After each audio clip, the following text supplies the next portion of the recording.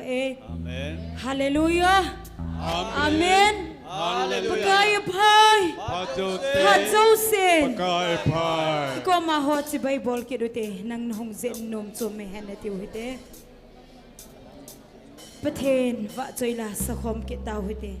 Keima cross si pai chu ka hi. Bipi ho ding nom chen ding khom mu hite. Kai hin be ngak te. Yo nei chi sunun ilung thim pum pivin ipathinu va choi din ipan tau. Nim te be kai.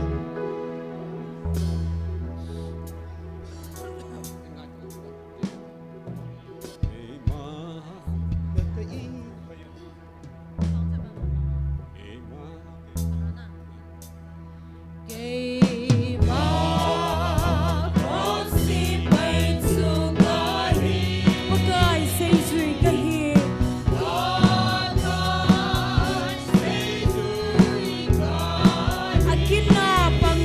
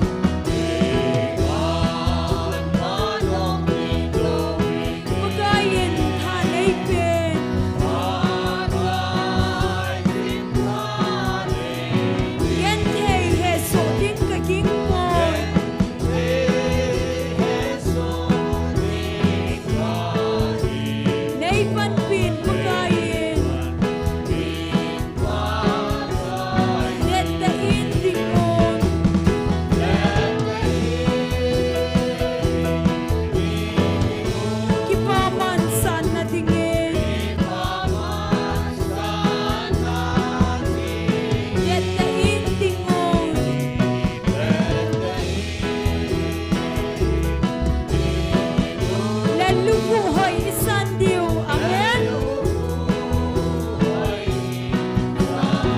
Kay ma cross si pai chu kahi.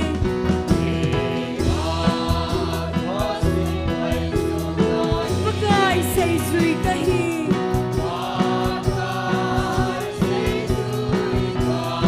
Akina pang ding kichalong.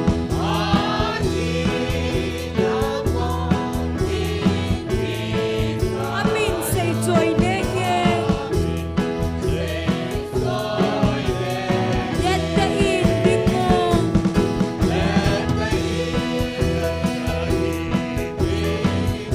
Kipaman san na dingin. Amen. Let the in bingong.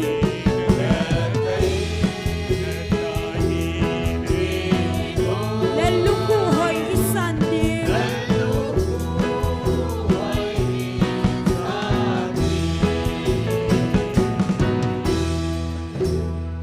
Hallelujah. Kangay nome Krista tusim.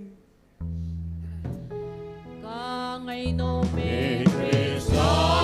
Lihem alung sin na tusim. Amihu heng tusim kidang. Lung sin zalin kay di natin. Krista tusim kidang. Amen. Krista tusim kidang. Amihu heng tusim kidang. Lung sin zalin kay di natin. Kangay nome Krista tusim. Amen. At hinle alaw pinatsu. At hin hagawin ay hilin. Kalung sungahin jen singhen. Krista tusim kidang. Krista tusim kidang. Amihu hen tusim kidang. Lung sit zalin kay di natin.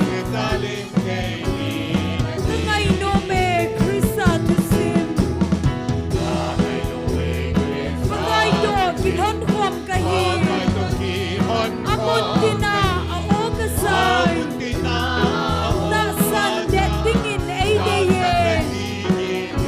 Krista tusim kidang. Krista tusim kidang. Amen. Amihu heng tusim kidang. Lung sin zalin kay di nathi. Hallelujah. Kangay nome Krista tusim. Ahaw nale alaw pina. Aleng ngam low pi khang bowling. Sam naleng pa chu hong kin ding. Krista tusim kidang.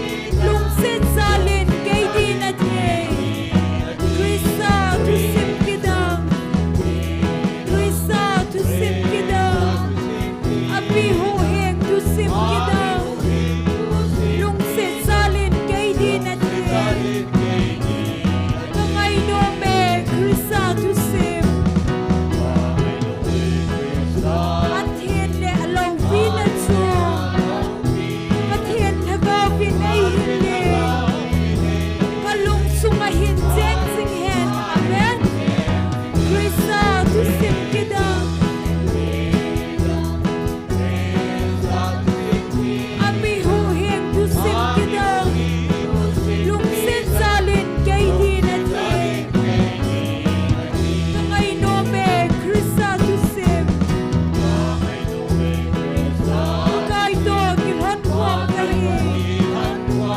Amun tina o kasay Tasan de tingin ay deye Krista tu sim kidang hallelujah Ami hu heng tu sim kidang Lung sit salin kay di na di Kangay no me Krista tu sim Ahaw na le alaw pina Aleng gam law pihak daw ding Sam na leng pa suhong kiting Krista tu sim kidang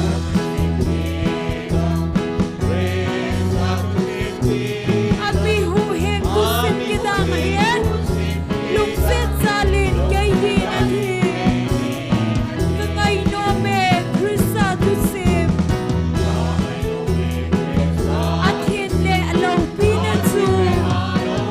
At hindi kapit ay hiling Kalungsong ahin diyang singhe Krista tu sim kidang amen Ami hu heng tu sim kidang Lung sit salin kay di na di Kangay no me Krista tu sim Kay to kilhon kwam kahi Amun tina o katsa Tasan de tingin ay deye Krista tu sim kidang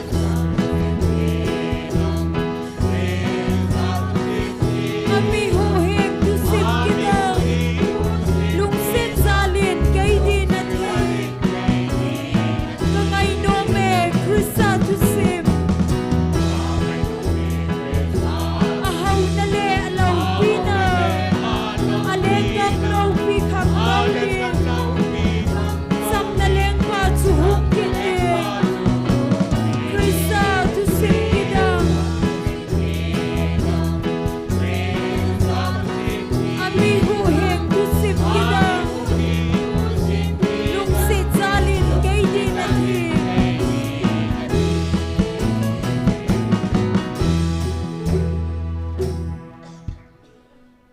Hallelujah.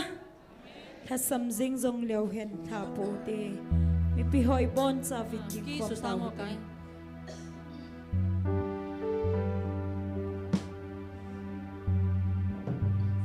Sang zep na lai le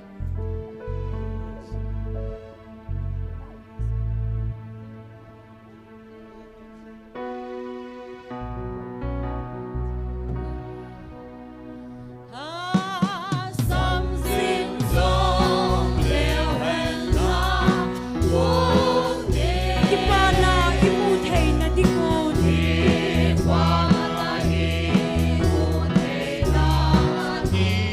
Jesu Krista nung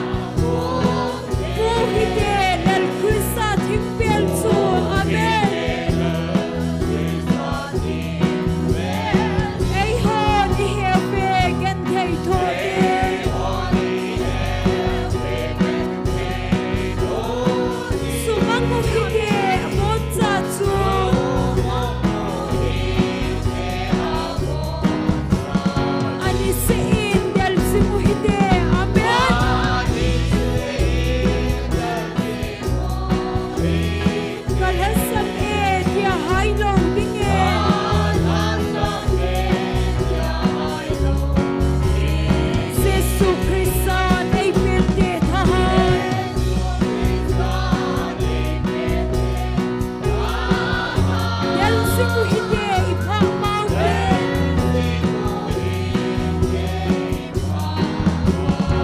Kasam sin zong leo hen ha po de amen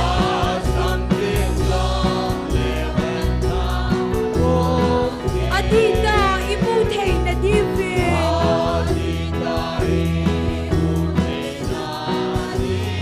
Gam dina kuwa hong na ye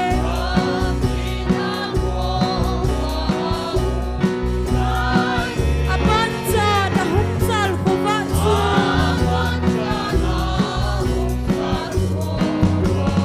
Ani siin del singu hide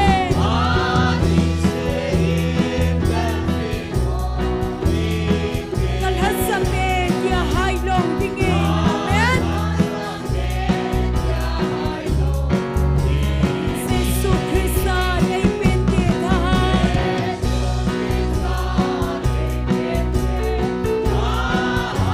El singu hide ipa maupen Na sam sing song leo hen ha po de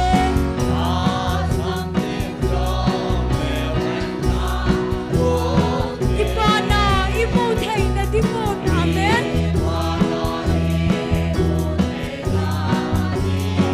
Jesu Krista nung chu zui u de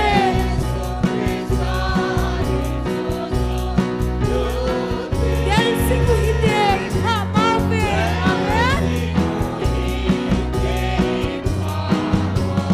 Ani sein del singu hide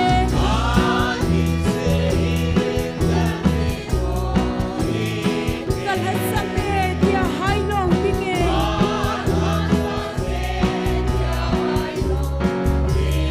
Jesu Krista nei pente tha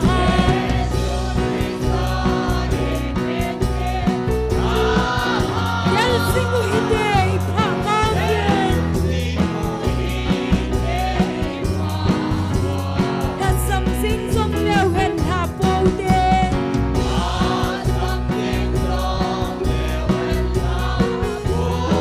Yet thei tho hi up sing ta song le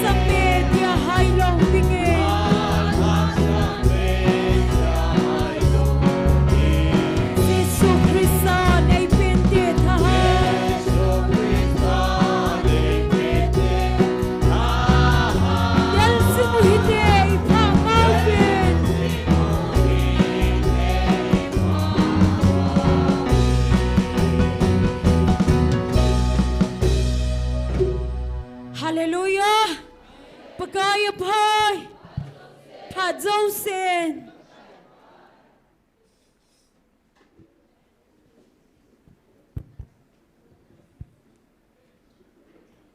Pathinan damna phat pha phan hai e pikidovin tunizong lagau mei ti ko dingai ngan sin banguwa tunizong tanglo hila nisang khatlegi chanjong dam sela lagau mei ti ko thei dingai ko yu pa pathin hi jin ama sa pen in pa pathin thangwa nei piwe Bible chang mun khat sim dei nge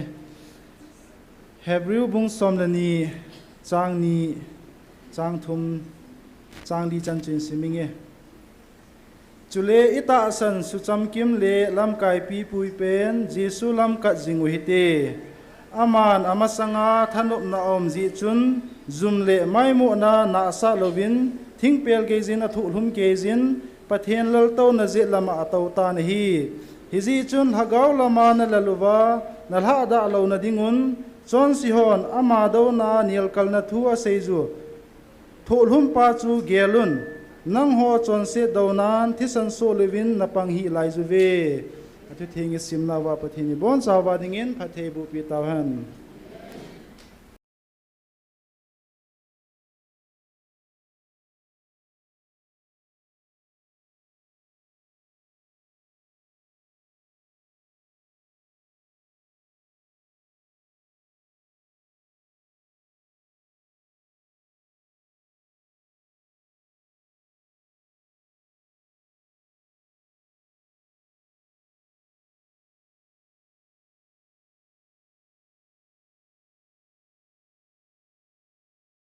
Koma ki pathu seina tauna nei kinuitin tu ni chan ge ya gale tolum hanlang ipithil som jongle athu pi te ho ni jingthai koi zalovin pathin koma ki pathu seina anei utin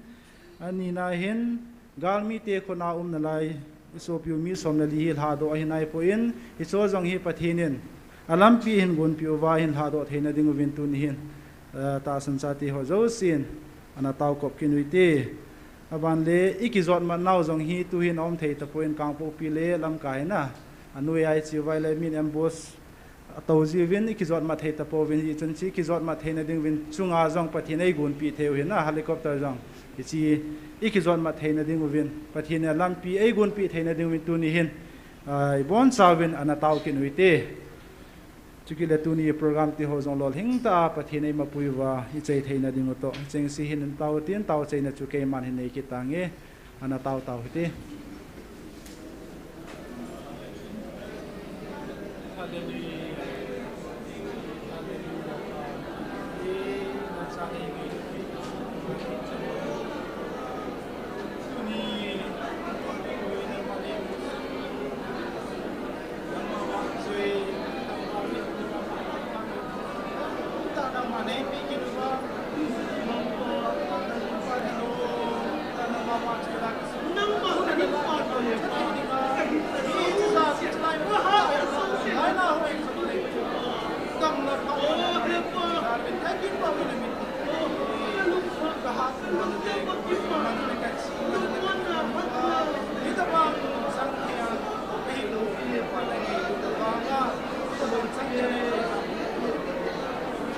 Yeah.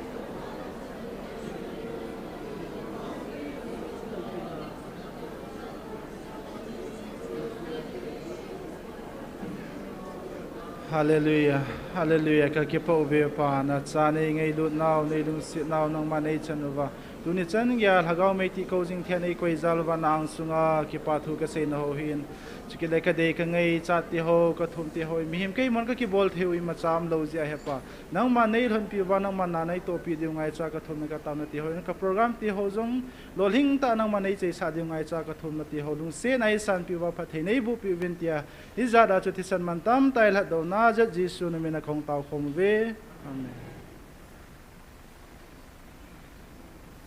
Tun program ban hana chalui tin pathian wa chela sadingin nunga ningcha GMFDI ama hung sama sapenin tin ama na hin sa zo zo le ban zom dingin nunga chong neo ama ni phat ana piuti.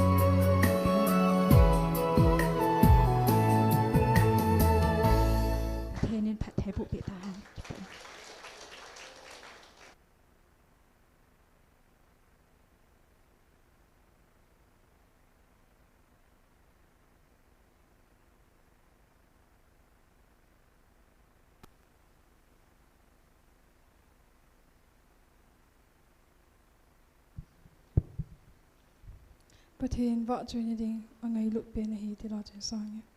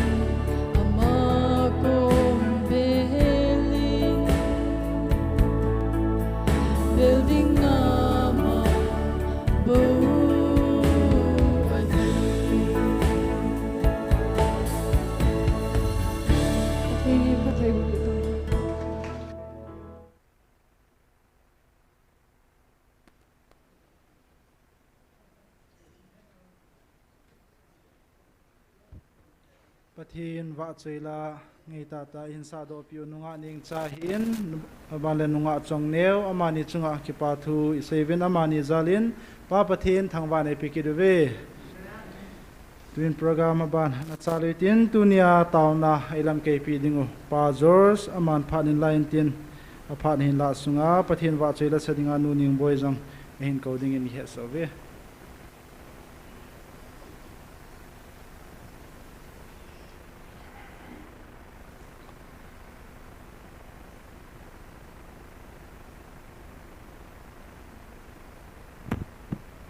Hallelujah.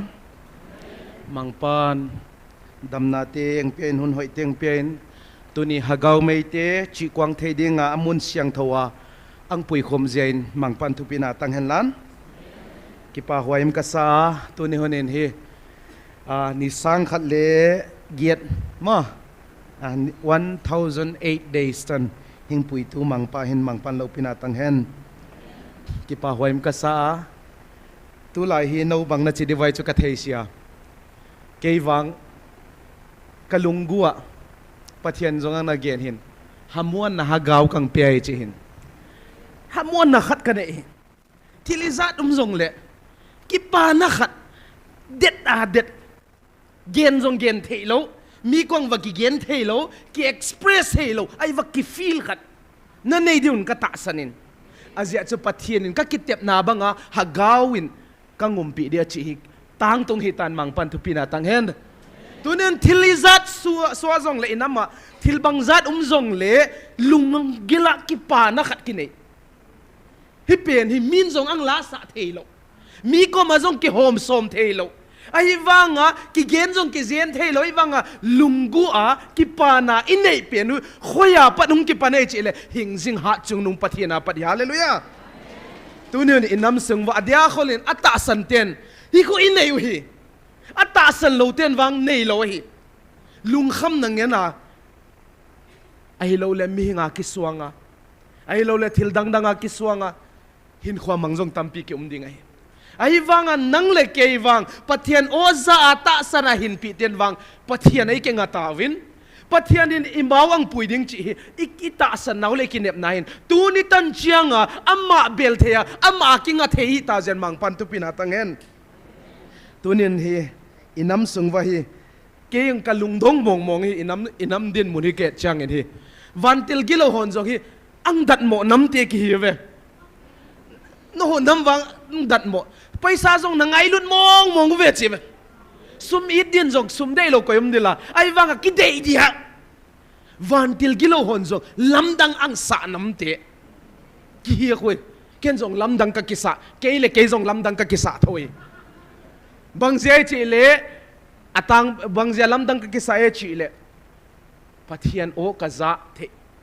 lamdang ka kisa ai ke sanga pilzo hoi zo siam zo inama tampi me degree title chi lo ke sanga sang zo tampium nei le lama zong tampium ahi wanga kanakhanga pathian o kazai ken lamdang ka kisa ve no lamdang na kisa ve ke lo ken wang lamdang ka kisa bangziai chi le nakhang o bil ka nei kanakhang ka nei ha pathian hingjing ha chung nung pathian a o theng hinna chang ha chu kan ne the lamdang ka kisa tunin no hun jong lamdang kisa ding hi achi le tun na hi inam sunga hi koye gen the ut hi tenga hong tau zo sia gen the ha sat na tho ut vai ut koi ma lo de ai wanga bangzia gen the ki tel te te why we choose suffering pathianin inam sungwa phat thayang boding nanamu pa banga kaluan sa de chive ai wanga gen the na ki tel zo bangzia ilung kho zia lung kho sian lan pathian o zai lan inam pumpin ta san le mo rocket hen lan bom bangza lung long le inam igam suang lu lo de Israel ta sa Israel te bon Michael van dil gala sa sa bom le bangzat leng zong le alado sa thele inam hi bangjang pan pi lo ding e pathian ki tep naum chula bangza I het the nai lo we I chi cha ilung ta zia ba hu za I chi lo le ki chi si wa ka chi lom ka mai setan din jong det mo hagaw gi lo ton jong ang dat mo chu ken jong khok ka accept hi ta tu nia para abang hi jong le tu ni honen hi ka ki pa na khat bang jiai chi le 31st January 2026 pathian to ponin ki pawin na panla no ho hi khat cha thon pon tin namit liu ho jong keiman ate na ka te ka koi pen hi ve aje chu hi chi leile wana phathina ka chan sa ding a hin tun jong nong ho galmi ka nei kit divem tin lungkham hi uvin aje chu keiman ki mai to dinga keiman ka van til theng Michael ka koi pin hi taw ve hallelujah pathianin ito gon teu hi mit liu teu ang khol sa chung hi tawa imit li teu ang khol sa chau leya zong vana zong ka phatheina ka chan sa dinga hi hallelujah leya zong phatheinai tan dingu vana zong phatheinai tan dingu huki dei lo wa ki dem na lai hiu ko ye phatheina dei lo kium lo ding ai wanga na siam di ki ut lo jing a hin la gal zong inai de loi chai lung kham ki he ai va pathianin Michael van tilang koi tai chi a chi le ababa na sim ni hi chi chu van til theng hin chun nanga zingun tin ama ho kitep na bangin chu hi chi nang ho chunga kitema hi pon keima hat chung nung na pau keima chunga zo a kitema hi bo ve a kitep na chu hi chi nam mi te chunga hi koiman ado ding in kipat da hen hi chi nam mi te chu chunga hin thisan so ding lumput in kipat da hen tin akiteme hallelujah Michael van til chu pathin ko ma kitimi chu hi chi nam mi te thisan so ding lumput chu dei da hen koi ma chi ado ding kipat da hen a chi na lai ve a chi len koi ma in nam iteng pi deu in nam zo se i ko mai teng pi teng kipat da hen a chi akipat nge le Michael van til chu ready am hi bul thelo ahin vana pathianin van til teng petan anna isep sa thelo adal jong kim na lai hu adal te koi te jong inget na lai di zom changa hu jiang tu ne honin pathianin let your will be done in our nations kagamu ka nam sunga mangpa na dei bangin vai hing hom tan cho itau diwi azia chu pathianin inam sung va to gon lopi ta ne ve anne in aiwanga 18 ki hen inam pumpin ki thelo azia chu pathianin ana sein 31st July 2025 in ana sein a hen tunin nanam pumpi wan nei ta sanwa ka thupe na ni tengule bo nanamu pa banga lundinga hin nagam sungwa keiman mun thuma ka na nga sa zong chu mun soma ka na nga sa tan ahin hi chi zo se chu nangma ho ata san ho zala keiman ka go na hin ahin la nanam pum wi wa ka thupe na ni lo lai se wa na chung wa phathe na ka koi ho nandamu hi kitung lo dinga hi get di bay in nam pum pi wa ko na ve inam pumpi wa ko na pathian ahin tu ne nanam pum wa nei ta sana ka thupe na ni ting lebo nanam pa banga ka lun sa ding hi che inam pumpi wa achi le tu ne ata san lo te bang i swa di wi ta chi le galman cha la hat pen chu taw na hi taw na in zakat a bol thi hu ja tu ne i taw di wa hi achi le tu ne atta san ho zala pathianin igamu zong le thuma para le soma ang op hum khasa ahi ta hin achi le ama thupe in lo lai so ichung wa phathe na ho zong ka koi na nam te ka koi ho hi na namu hin ki tung lo de hi pathian thupe in lo lai sau achi le 2023 lama vantel gilo ho che da dongovin itile gamtep gami mu diwem chi chu question a hin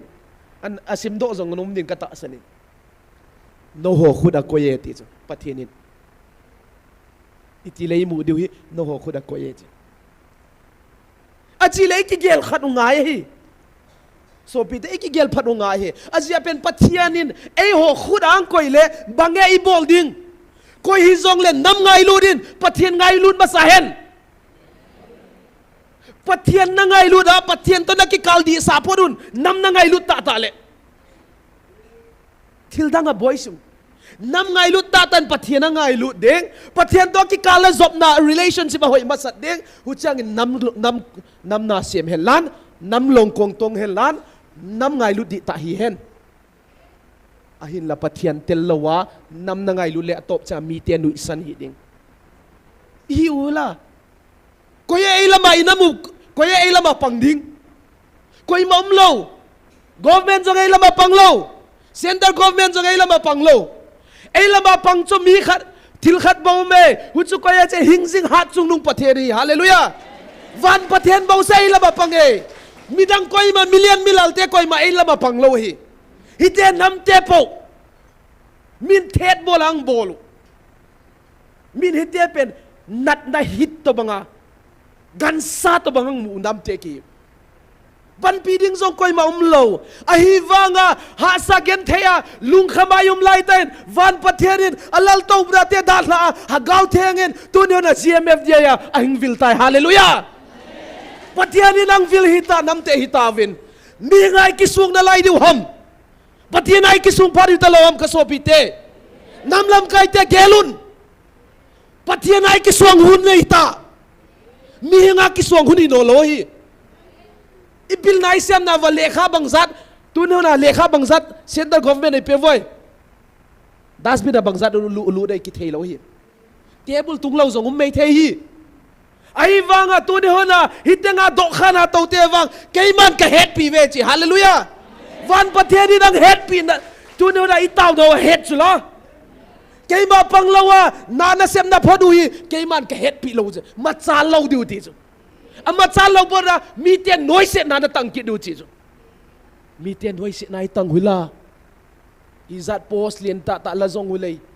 ipi bol do chomwa mi na ma dinga lo ai wanga thil ki dang khanung gen ni nge ken lam dang ka sa khat bange chi le organization jong tampi ne yuvin nam se pai helan bang hizong le tampi umin nam se pai helan adang hizong le organization tuam to mi ne yuvin organization he akena ding hai organization sunga sem zo sia jong panalau hi ai la khen khate chu ana ke jong mi tan achi le tu ne hona GMFDI muna nam lam kai ten tu ne hona hi adi lo hi le hung su thipin cha open letter open invitation a bol hi ai la koi ma ki sangam lo hi ho na cha te zo kwan ngam lo hi akwan ngam lo cho hi lo wa tu ne hona ding jong ding ngam lo hi adi poi cha agala akhwang khwang wang wa amuna adi poi cha koy hung kwan ngam tu ni hona om khawam ông bồi bằng giấy chỉ là pathian đi ta hi giấy cái chị về pathian đi ta lâu hi lệ tu ne hora hi mi tam pi zo hung đi su se đi cái đang là cái dòng tu đi tan cái tao lâu đi ngay ít tao là cái chị ngầm về hà gao siang thô năng pui lâu na mun hi lemo tu đi tan dòng cái tao zo lâu đi ai vang coi mà su thip đi ngang ông bồi su thip zo dòng ông bồi hallelujah van til kilo ten dòng su thip zo lâu hi tu ne na mi him chong te lo van til gilo hon jong su thip zo lo a su thip mala sala a ki chat na mun hi kit na lai cho amo ho ki su gim na mun gen the ha sa da sa na mun a ki chat na mun hi cho hu zia tu ni hona pathina kon hi zia ma chal che hi cho hallelujah mi ngin bang lo thei ding la pathian ei lama pang ta zia in pathian tu pia in zia wa tu ni hona kal suang wa ima chal che hi la tu ne na koye mi hingin abol theding hujian tu nen pathian di ta in be kha bia kha wa pathian thupya in jawa hitan chianga ma chal thei hu chi pathian mina kang gen hi wa ki pa ho I mean achi le tu ne hona he ken ho na cha te ka question hu ne umi open question lai siang tho mi khat to atampin jong mi tampin jong hona chaten he bible verse reference apiaw ve izopale sim de hilong kamyon mi khanin jong ang bangara he bible reference ang pia e he thena ding first Timothy bungli chang khat he bible reference ang pia Bible 1 Timothy bung li chang khat Timothy thot khat bung li chang kara simpon ni wa 1 Timothy bung li chang khara hun nu khia lam chiang in pol khat ten pui manga hagaw le doi tuhil angai sa in aging tan atay sanding uchi hagawin chian tain again he sabha mang simning. The Spirit clearly say that in later times some will abandon the faith and follow deceived spirits and that things taught by demons. Mang pan lai sang tho sim te tan chen gwal zo lai lan tu ne na ho na cha ten hi Bible chang hi GMFDI to het na nei ai wanga chang ni chang thum chang li chang ang gen le chang kharin bange again na khu kisu kit bange china chang ni chang thum lama yet le zong thu again lep channel le zong thu again dinga huchanga hi mi te ki ten aphal si deng wa ne le ta don aphal si deng wa chi te ki gyala hi chang li lama a chi le tu ne na si khu hagaw gilo setana pat setan thupuan pathagaw gilo thupuan tu ne na para pot khai ta chi mi tampi question ai ahil la ken ka do ut chu ke ang dem teng ka do ut chu tu ne na ka kinial pi teng he GMFDI no hote mong kinial pi lang na khaweng chim ki khaw de ta ki muchian hi tai la ka kinial pi pe lo hi bang ja che ki muchian a chi le ken question ka do chu apai si hao namuna chile apai kek sabi amuna na chiain na khwal chianin research evidence hing piain ka chebe ka question hi ka kin banghat pa ken amuna ka ho a ka het chian hin nangin amuna na ho in na het chianin na khwal chianin evidence fact finding na ne show me a hi lo na proof in ka chi gen di thelo tu ne na hi atam zo hi layman ke to bang layman te bang zia ka do we chile pastor khadin nangai sang khadin adem zia evidence approve hello wa na ta sanove amun thelo amun ang ho khalawa hi te hi chile o hi chi village khadin e te de bona kingai to lom gam me na hichim to lom wa amuna houlan evidence va khe khwang lu lan hoi daw na bang ha cha adi lo hi le sampong in kem ka accept di ka chi ahi wanga amuna zong hungam lo min adi lo he chi changa adi lo hi cha pom lel te fle blindly ta san na ki de lo chi na ve achila ta sana ki de lo changa hagawa hinna di ta nei si chinam GMFDI tui poseng gu ba zong ki si he da the dang ki the dang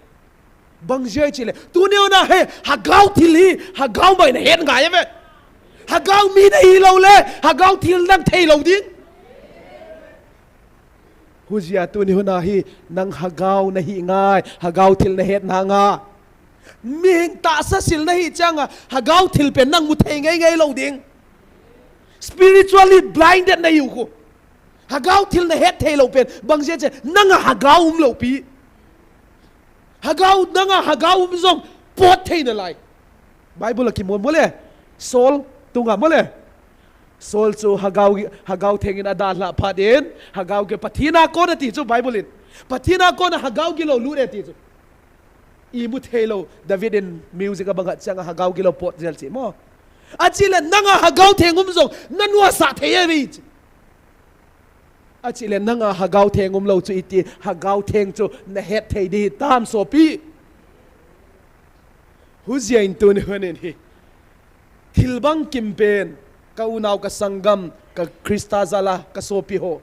miching tampi zong yum ve ke sanga ching zong tampi mu ve khol chen in chi la koi man khol mala sala ki dem na lai ken ka puan at khat zong ka puan at ma khat le ka lungdong khat gen ninga ama zu kham ai lo le piang than hin khwa jong nei lo GMFDI hagau gi lo che pom tet ai lo le dem mo tu ni hagau thil hi adena dangerous alawa lo huai ma hi so pite azia chu bible ang hoida ki ken hi pa tai tom chu ki ngai dam ding chapa tai tom jong ki ngai dam ding hagau them tai tom wang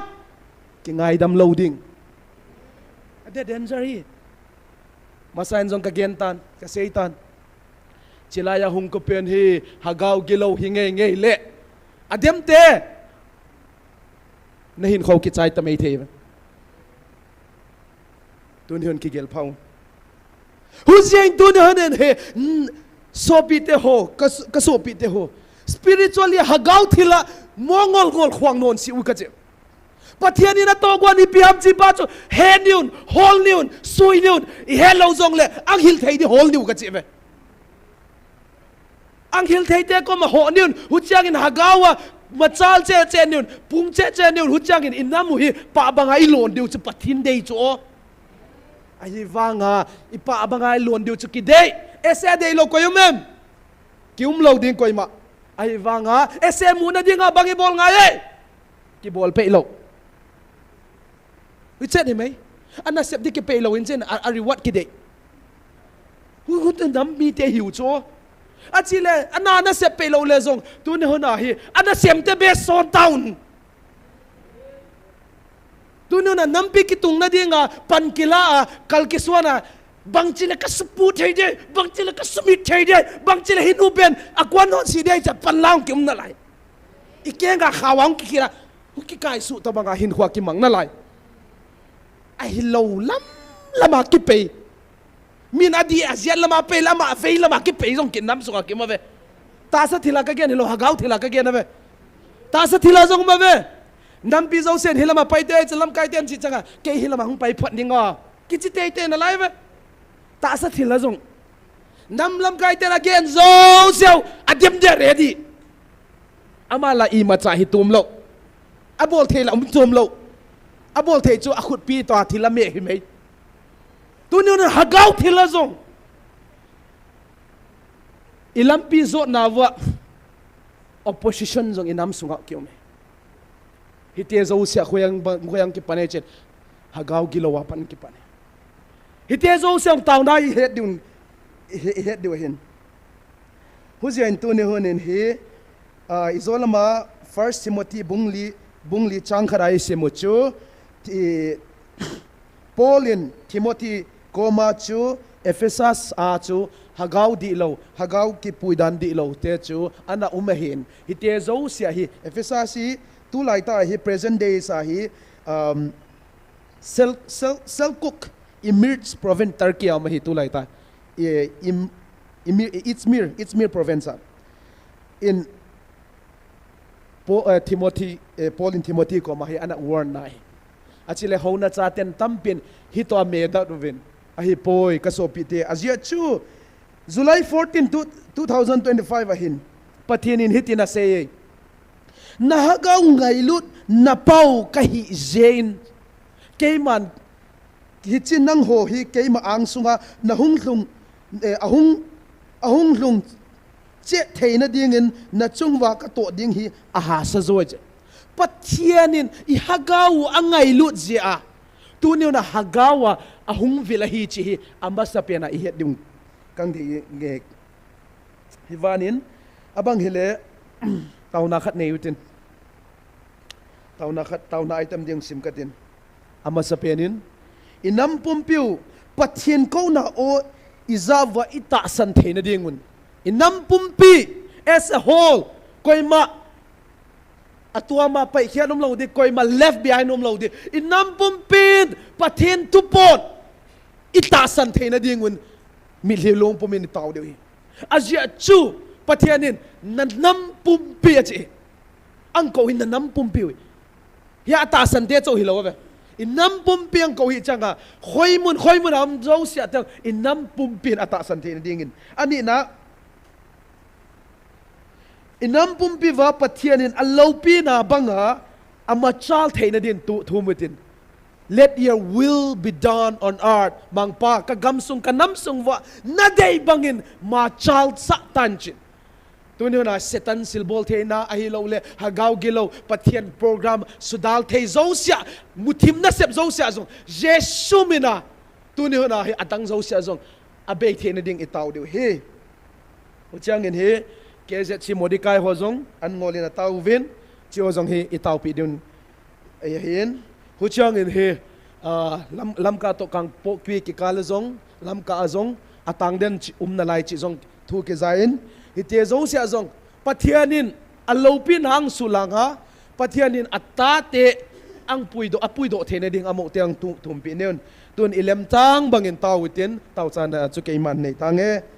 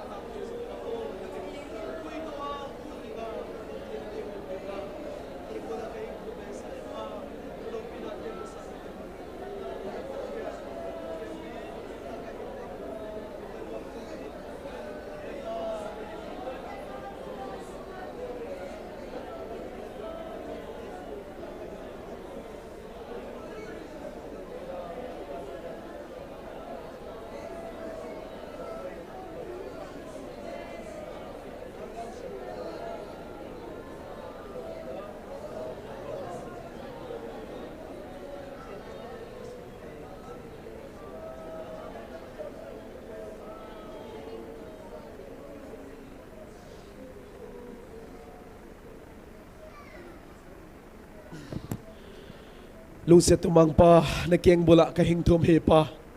nataten nang maanga kahing tum silongal kadam sungwa ding bang makabol te umsi pa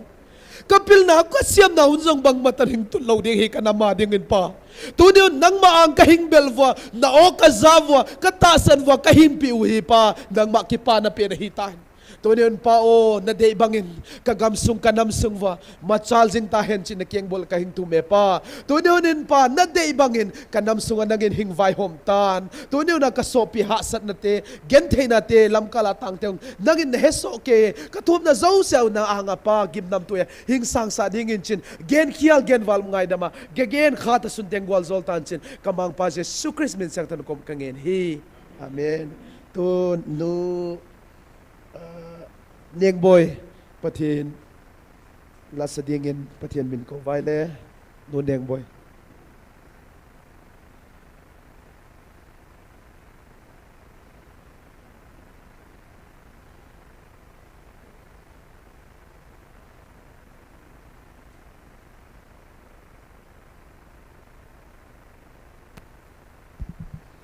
Masapenin hallelujah pathin thu lala an chulti nei lo bangin iza jing sa hoi jong le kap lo thei ka hi poi ti la chin sang ka ti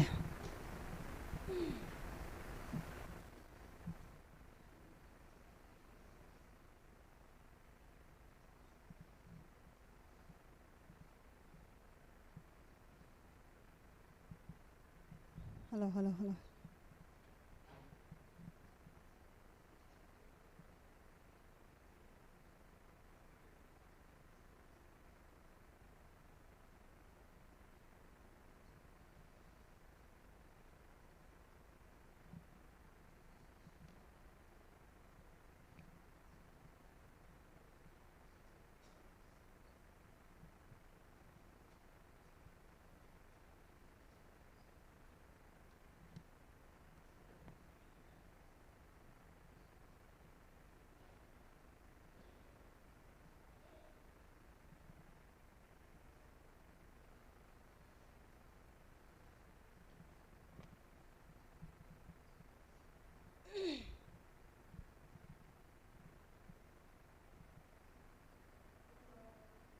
Puidan ho ka geldin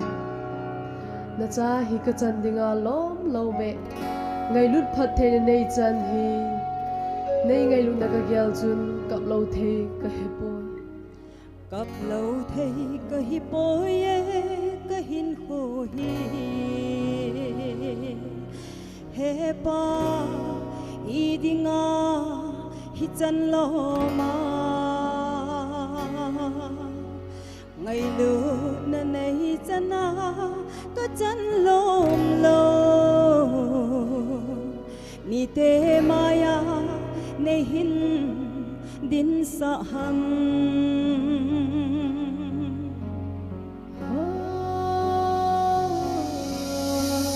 nei tôi dan ka gelin lon hin ka lo neu cha in nei simpo eng vai ki mu se thei hin ko hi nei chu sing gen thei ni nang man nei din pi ke ma nei ngai lu na a ling se le ke di gen nang ma ka ngai na ho dan le lam hil le a ba he pa ka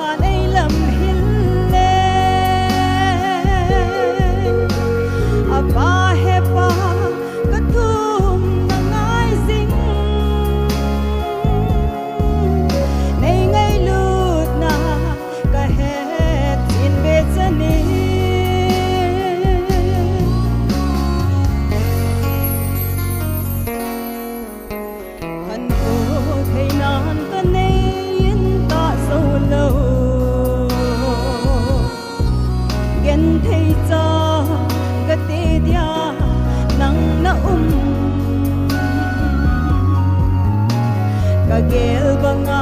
thil pha bol zo hileng hi bangin ki sina nei bo nge ei ma nei lai lut na al ding se le ge ni ken nang ma ka ngai na tho da nei lam hil le apa he pa ka thum na ngai sing ei ngai lut na ka het sin be chani Gai, namin na thamwe, te chan chan nei ka, namin silo wa nei na tu zinga gai, dunya mi te ma ding do the nei koi hi, gai, koi madang sing koi nang ma nei ngai lu na za hi chan chan ka pha hi gai, namin thing sang ta ka thamwe gai, lo ki zo se nang chan na. ei ma nei ngai lut na al ding se le ge ni yen nang ma ka ngai na tho da nei lam hil le apa he pa ka thum na ngai sing ei ngai lut na ka het sin be chani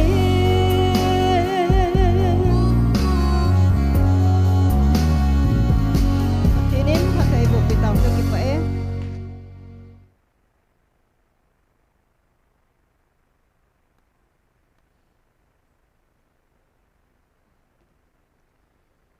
Kipamin isopinu zalzong patienin lo pinatang tahen. Kipahoimin itengala sa zo sa zong na o wa hoi chechen.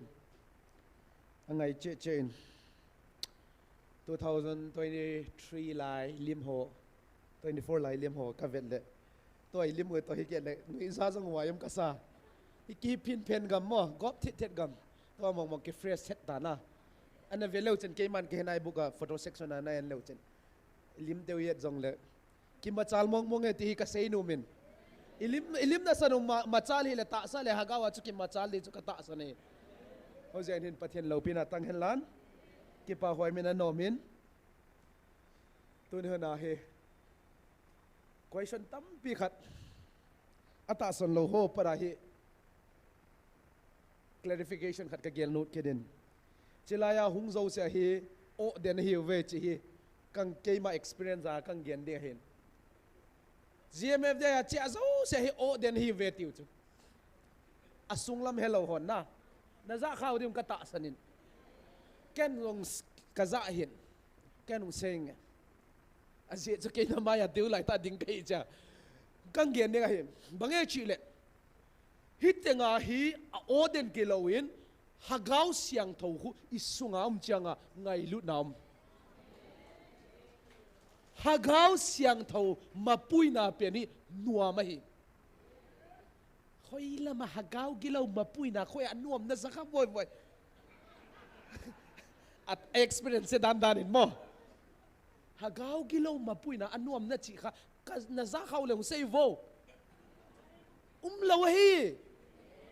ahung ho zong hagaw gilaw vo ho zong he katen ain ko te zong gen the piu chu la asi ni hagaw gilo hon ka tha diu he chi ka ki khaili sa di accident di ka ki top sa diu tampi mo anuam na ain ko ten anom tama ka chanu ka chapa chu hagaw gilo ma vop anome ka na chi kha vai khaila sala gen theu me oi zapi gen theu me achi wa vele zan ka imul lo to upai ka ne ka dem wangen upai ka nei ta po ve che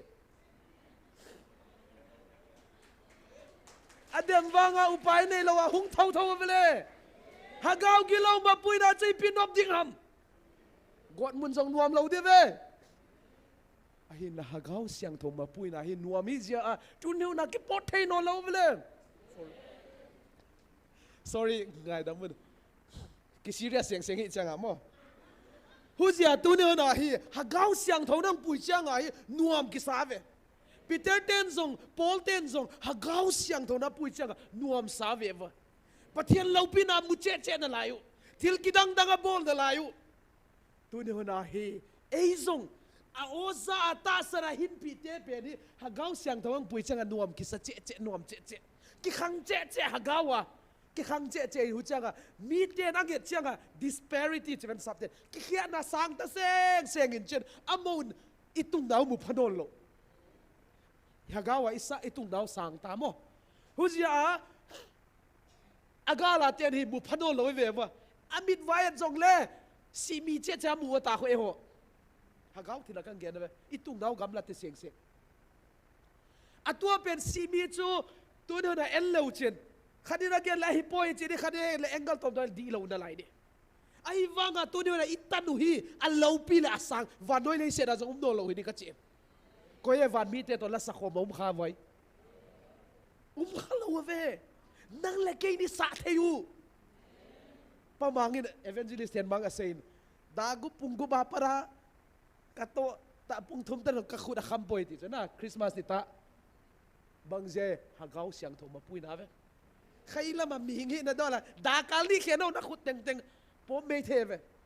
ai wang hagaw siang thom na pui changa I bol ta phut nuam ken jong video kan da capturing December 5 imang now leng khom anop dan zat to me hito bang kadam sunga jong kamu khanai poi ke experience nai poi hi ku bang je chele pathianin hagaw siang tho to angup sa hu pen khaya apola maten na feel lawa na experience lo le na bang chi het dila no wading angol huai ko wading a hinna hu je into ne ne het siam de hen hu je a koi ma atang den ki umlo ai wanga pathian ma puina ai zo hi chi ka gen hut hi van khale mark bung som le thum chang som ni le ni bible chang sim ki new mark 13 bung som le thum chang som ni le nia Asia pen Chris ta san lo le gol nei ta lo a hing pot ding wa tua ten chiam te na in le silam dang mi te so na in a hing en sa ding hi hi theile telte na ngon jong asol ding hi sabha mun semning for false messiah and false prophet will appear and perform signs and wonder to deceive if possible even the elect ja mang palai sang thau sen te pon na ding gwal zol sa hilan hi pen hin hi hagaw gilo le thilna sep tampi ngom dinga chi jesun hi ku hi seizui ho koma sermon of the mount Oliver Discord ke chi bible Oliver Discord chi changa jesun seizui te koma olive tanga ana silna hi achile tu ne na hlcha te di pathinin azza hagaw gilo ho ano do hi miracle si chona hito bang hi ken jong kani nga ka mu kha ngei lo igam sungwa na mu kha wam ki mu khala wi di ba kyong ka mu khala ve friend na kang gena ta khu mu kha sige GMFDI bo ka mu he no jong hi chi thau bang ja ki mu khalo I pastor te na bol thei lo ja ki mu khalo I evangelist te na bol thei lo ja ki mu khalo Reverend te na bol thei lo ja ki mu khalo a bol thei te na bol thei ja ki mu kha ai le di chen chulo I ho bungai te ki mu khalo doi na va be pastor chi pa na bol doi ki mu khalo ve inam suwa a bol thein a bol zia a ki mu kha bo I ham phadanu hallelujah let's attend ni zel jong pathin ka thang vai a chi le thilam na ngang bol di wa chi ho hi tan te chang a be mat jong hum di ve ta san ho zong hi ata san na para deceive chi changa bang chi gen di e utang de hep la e ho hi hep la mi te ge la ki da na ko a hi wanga hep la mala sala let's attend ni jong hagaw gilawa ko da na se bule tu di tan jong dam lo be the ve wa ahivanga pathina ko na hizya no ho tunga no te ni chunga kalunga laye ti chu iti kalung lai da ding ham kadigin hagaw bang thang tam da naman honda ti chu hallelujah pathinin amo evangelist pila evangelist puin ahina ki gen hilo asyam pain hingzing hat chung nung pathinin valelay siam pain alung lai na la chate to apung do chuna hallelujah pastor hinge lang kay wang ka khai lubut de ve ka zani ni kai khalo ki pai ge pathina ka sebir kalung lai ang chi khalo di chu anat di dan mo ahing laya lol ki me to bang gi di hilama ho na chate no mo sei lan no kasi nai poi atasan lo ho yes exactly hepo bang je chile pathinin kalung lai na la chati chu nang ke doctor ka hi chame na chen doctorate degree na hin pathinin kalo soyang ti ding chu ipi sei ta di nang la van gam kai ding a kya kidem lu lo get god mura nang zo dong tunga ma ki ti to diu zo god mura ki mu to diu zo inam sunga da lo he amau la pa kya ki siang thau sa okay nang ipi chin dan hera ken chitan degree ka kai nei chu me che kin yang gam lo a hi wanga pachina dinga ki da hwai na degree na title ka ki da ya ti chu pathinin no ho sunglam ve pa na pathinu ka he ti chu nalung sunga phalle nalung sunga doble nalung sunga dile pathinin athing hi chu khati ta na hiu chu nalung sunga thinga pathin dei banga na chon le chu khati ta na hi chu me pathin tu ponin no ho na kitung do la chakhat in kalunga ke ko makanga lung ki si tan ngai daman tawe ti chu no ho na kitung do ti chu ke man ka tung do chi lo pia e hon ikitung do la cha zong ma ve la cha zong ki exam system a ke paita degree title a ke veta maga ke veta hipan hagaw bangzat na nain hagaw bang thalaman de ki chinol lo a percentage hoya ipi college a kaya sia ki buai hita hiten hagaw bang thang khoya man ven mo aman mala sala amo le mo ki le mat diu ko huzia intu de hore ni atta hinga ye ka so pite christian ki chia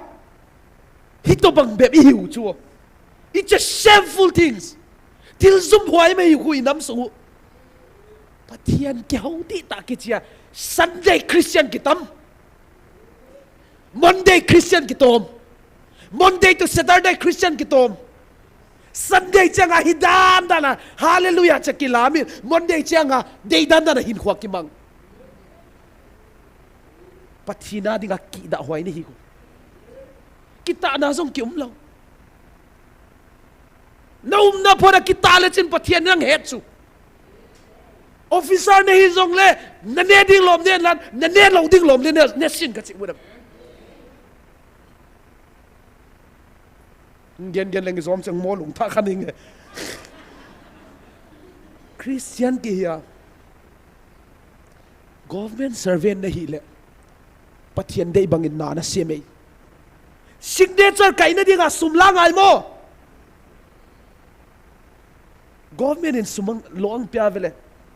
na signature na kai na dinga loang pya vele nang banga cha extra na la ngai mo hu je in tu ni hunin hi entha niu I Christian hindan iton danu is it aligned with Jesus pathian dei bang to hin khwa imang ngai chi hi ye du ngai ka so pite Christian khariya piang tha khari hi le azia chu pathian dei banga ium du hi apoi mo pian hi chi kan gen wanin khale 5 March 2026 pathian to poni ni china se na ham phat nau na ki hedu alombe se na ham phat nau na ki hedu hi alombe se nam phat nau hi chi hi leise thil ho zo se le thil sem zo se nam phat nau hi chi hi alien in zong abatam alien in zong alien zon aman tam zon hi ze chun vanoya ko na ka hen do nei ta ve hi chi le ya dinga cha sim nei to povin van muna van lal tawa to hingzing ha chung nung pathian cha ten hi ta ve hallelujah hingzing ha chung nung pathian cha te hi ta chu achile pathian ka cha tia ang ko ve en pen pathian in itina na cha ang ko thei ding am cha ki question na lai ve pathian hu ja I ham phat nau jong ki het tam nai lo ai wangin nang lekin pathian o za ata san ten wang pathian o iza ita san cho I hem phat nau ki the ta ve khonung te ngong le ta sa jong idam kum en lo chin ita sa goma idam kum he kum som sagi kum som get bible am him ai wanga le ya jong I chan diu chu het dau cho ne het dai lo dom voi le ai pp chang diu ham ha le ai pp chang diu ham hang som pathe na zakop pathe na le se da sang pe ne te chu pathin zakop pathe na na o za ta san de achile galzam ho pathen o ta za ta san ho asu mang ane u ale iza da 7 times ape ki de ti chu pathen na achile hu chau hilo nagamu pa banga kalon sa di ti ki cho vanoi khovel het akatuk di ti ki cho achile mel hoi na zong ang pya di na lai tu ita te e ho chu ki zau khano lo di tan ai chu hi tain a design chu ki sim sai tai ai la itu ita te khang som ta na o hi te hi chi changa pathin vil nam te hi chi mi rang het ni ve ma tu ne leo chen english te go shat swan un chen boiler bangin go un chen ne changa e hi pa sap kang te hi chi veun ki het he ve unau negro te afer kalam te le la me hol bangin nung vom simun chen o hi te pe ni ima pateu hi chi he do ve va ima pateu mo huzia he tu tung wal ka bazong ima pateu I pan pi diu ki ka lung gel hin huzia tu ne hona hi ka gen hu chu bange chi le identity wa hi nau ki theve wa South Korea te zong neu khana mi du neu semin chin ki theve e hi pa Korea te hi Japan te chi ki theye hi hu to ma banga pathen ni ne ho zong I mele I po mai tu ta ten zong mi nang het diu ve wa hi te pen pathen vilnam te hi vet pathen oza te hi vet pathian daylen nam te hi ve hallelujah hu chau hilowa chitna siamna hoina boltheina ang pia be ni na lai vo kaden pathianin tu ni tan changa zong I boltheina nu lamdang kasa gari lai zong ki zo thei cho inam hi ken lamdang kasa gari lai zong ki zo the ka so piteu me a zo theu me let's say te ki kit na lai na pumpi bol do to ha ipp bol do hitam na I bol do theu jong sei thei jong sei thei lo jong automatic jong ki bol do the ta ve kyang ka het me jong gen do da leng ka min nge ya ka mu a po ging thei ho a bol lu cho sei thei pon na a po ging thei chile ban je go vo kabit gaya kamu hoya para pil dai siam dai lau ta dai chi chwa akipat dai pan cho free mi le a trailer na bol theina Israel te sang bol theina ik bang khatim dalai vo karen I lo pi ding danu chi chu lei set hi bo dalai vana hagau thila sei taute lei se reum change lei se van lam ngai nai ki hei mil zin azia chu pathen zonga na sei hin van lam hi tu ne pathen I dei jong sang pele van ingai naung be di hi che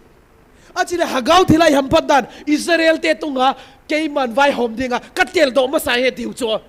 hallelujah as Israel te tunga vai hom di when pathen da phat he nai ken ka sei thei poi na ai va pathian na ke sei chu tang tung di cho na khang sang khat ta na ka kitem na thon lo na pathian u ka hi ti chu achile Israel te tu ka vai hop di kita achile vana zong kan kong so hom pi ding te hallelujah vana zong na bel ka bel chi tai chi he pu na het be va di ki chi ki let sa vana pathianang mel het asa anop di da na cái coi cái ham cái tí thế cho na ilo pi đi đanu cái gì cho na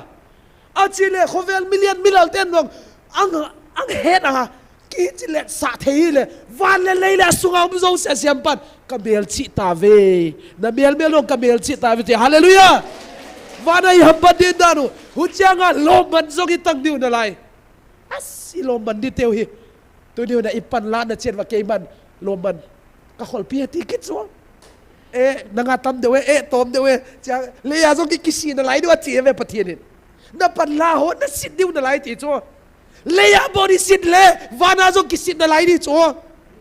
ai wanga hoi na khat cho vana cho gu cha am do lo di lo ban ho ki gu pi to lo di na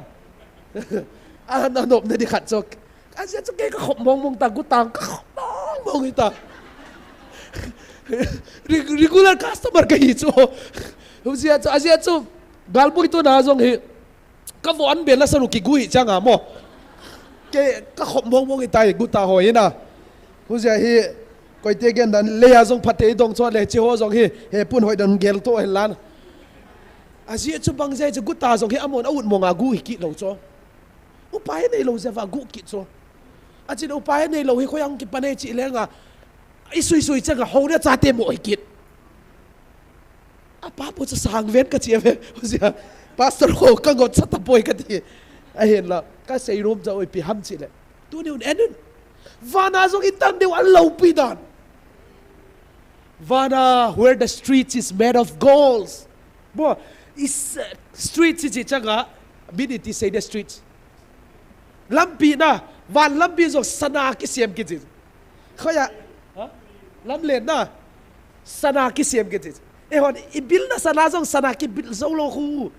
lampi sana ding he gelvo anop ditar ai bang nanga lel seng wa na ki khai lim lo diu koi te gan na kham pat na ding ga lel seng ki khai lip som jong kim dan hin mo ute zo hi lo ding a hin pathin apart pada angon to dian ai ba itan ding pen clear phot diu ka che you should know where you are going. Not see that you pass to check pot head, zang pot head, di pot head na, di pot head. Huchianga, Adia na check na depend a clear chiangin. Pathian in right to nante. Kasi mga tung na ding. Kidema. Tung law dong ki ding ahin. Huchian to niyo din he. Kaya nut sa chu bangay chile. Nadin mo no akisu hinam kanam bipite online na hinglan mabana offline na hungai dite hizong le nadin mo akisu hinai nang to pathian ki kal ni thil nang boy pi su nang to pathian ki kal hagaw siang tho na gumpi nai hagaw siang tho ba pui na nai hagaw siang tho redar na nai ki gelun naum lo le somun aji chu apart na lai hin part ang bay ding ahin. Si part ang bay part le, there is no second chance. Second chance sublaw dito. Kasi ito mihaw sa panjong van mo na akisi le zenge ito Bible ay mo. Ay la amading in part ang tapoy kasupite. Si ito nang lakay zong tuwa na part in ay indin mun hi sutuutin pathin to kisok madutin pathin day bangin hin khomang taute chi kagenu nevan gen khial gen valule mang paringay dam helan igen khata sunte ibon sa kele inampum bia digin pathin pathe bo ta hen tau dai tem sei katin sipat le tau chai na chu nampi pa hepun ang ne sa de phante I tau na item deu he khatna inam sungwa hagaw bang thang hodingin tau ki du te ka sopite inam sungwa hagaw bang thang ding atame akitole chi ho hi koi boy pi ding ham to ni hagaw bang thang ding tau tin ani na la cha te ni zong tau pi kinitin tang valnek robat zong tau pi kin hu chang le GMFDI muna ki mang cha ho zo song tau pi utin conductor ho zong tau pi utin lalam kai ho zong tau pi utin adia khula tau nalam kai ho zong tau pi vo azi chu setanit individual azong nasa tay na apanin kay kin khwa zong kabuin say the zong obin say the lo zong bin ahila gal ki sat zig ahin tau daw kagay chain ibo kabo sa gay vidin ng tau pi do hit o cha gay hi atop na dingin pathenin hepa pathenin ngailot pathenin at sate ahong vilki na dingin tawitin aji chu pathen o izaw num tawin pathen igay sa tad to de he pathen koma hepa nalunga hile nei vilki tawsin pathen koma tawitin taw chai na chu hepun nei tanin to ni lem chang bang taw te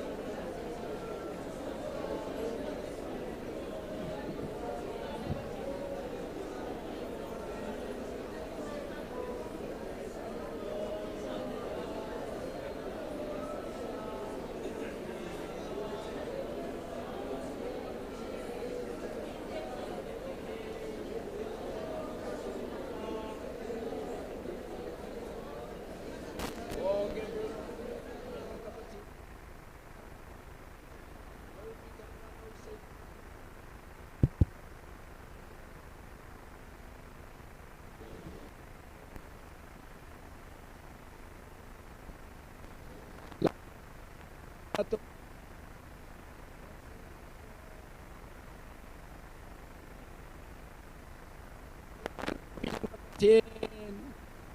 phan ne pa na chate kuki chate na ngai lu na do na chate kai e pa na kita bila lagawa ka chate ne ti long la mi pi ho hin ka the long pi ho he pa kum zakat wal nang ko wa vai lagaw pathin nahi la mi ka het lo ai bo he pa kau lam kai ho win ta sa bo hi lu ba lagaw lang ai ma pui lo ai bo he pa ama ho zo in no dan wa het lo ai bo we hinya tu hiza manoi le set pumpia mi zat la he pa ne pui na wa hi kipa le thanu mumta nang ma komen bel sang ne pa tu ni chan gen mel ma ho na to dan na gel the na lai oh he pa mudin tu ta hin yuti na pe nge tian nang le ka de ding danu ka sanop ding danu ai nang en nang ho tum se neu cha nei bu we ke man len ta ka pe de ne ti sa he pa oh he pa ti ni pe di ta me pa lungki sia kang sung hin bel ho atam pen nam mi te ne he ne ti he pa apa tu lung ta ne pa ka ngal ta we pa nabi lung se na ngai san ka tra ka kap si we pa tu ni pa ni na lung se na cha te na vil nahi asot ta ne pa nang ma vil kin na nong ka ngai cha he pa na cha te na khungai so chanai hasan na buai na tam ta ka to ta na milung sen na zalen na chate ading anisa hun so sa ta ni wang bo ta vin tia ka ta he lo pi thang wa no sin nga hi he ka bon cha vin ka de lam chen kong ta vin ka len lal kan mo na ngai dam lang ka thum na ho elung set pe no ka pa ka yesu ne san pi ta vin amen